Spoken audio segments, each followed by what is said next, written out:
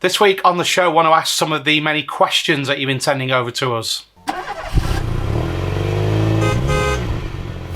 Hey, this is Chris. Welcome to another show. Thanks again to everyone that's come on board with us recently and has also had a free demo of the software and we're in talks about getting started. It's all we ever ask is 15 minutes of your time, much longer if you can spare that, but in just 15 minutes we can cover so much, and not just necessarily about what MOT Manager offer, but also any challenges with the industry that you face. It would be great to catch up with you, so just get in touch and it'd be great to speak to you soon. So lots of questions come in.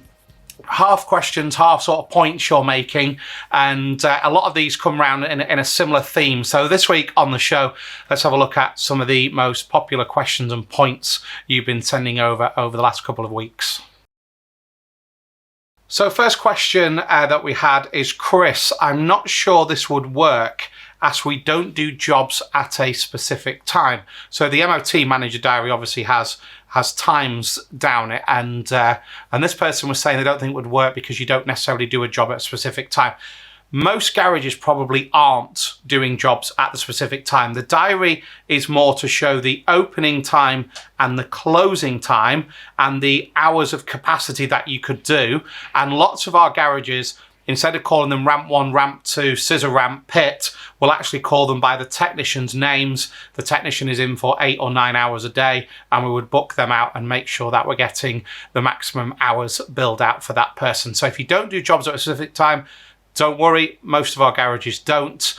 MOTs sometimes can be done on a little bit more of a methodical order, but certainly the other jobs in the garage are being moved around and waiting for parts to come in. So just because you booked it in to the diary at 2 p.m, that doesn't mean that anyone within the system is expecting that to be done at that time. So if you don't do jobs at a specific time, that's completely understandable and the software will still work for you.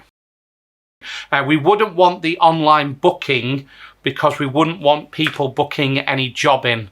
And this is garage owners thinking that if you have online booking, that someone can book in a 12-year-old Transit to have an engine out on Friday morning. Absolutely not. So with the online booking, most garages, MOTs only, because they are coming in on a set day at a set price and they take the same time. So all the MOTs take pretty much the same time. So online booking for that is really slick and we don't have any issues with it. Some garages are taking service bookings, but we split that normally into a minor service and a major service and just give a guide price, because obviously if you're doing a service on a 7-8-year-old Fiesta, that's going to be a different price to doing a 3 or 4-year-old service on a higher spec Mercedes, BMW or Audi. So the service booking on the website is more an inquiry, and the MOT is really slick because people can only book an available slot. These are things that you need to have a look at, and again we can explain a bit more. But online booking does not mean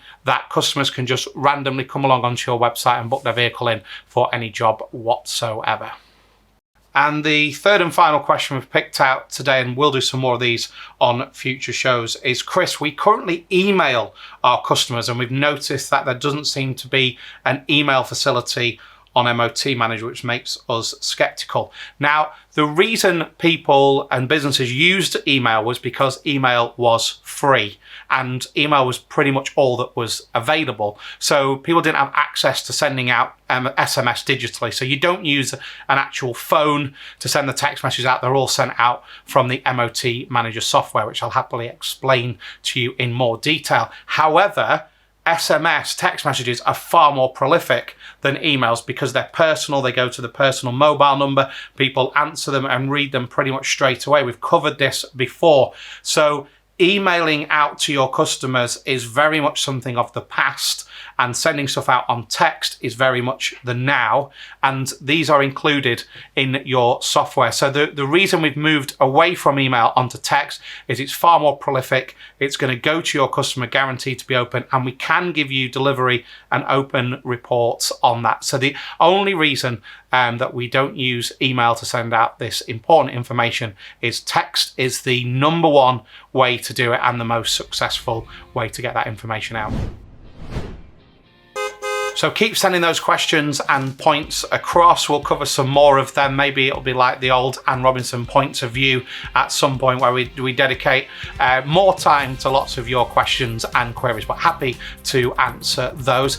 Don't forget, if you're following the videos and you want to keep up on everything that we're doing so you don't miss them, because we cover lots of different things, then make sure you're subscribing on YouTube and obviously liking and following us on the social media. As always, we'll put any relevant links in the comments, and keep your feedback coming. Hopefully I'll speak to you soon.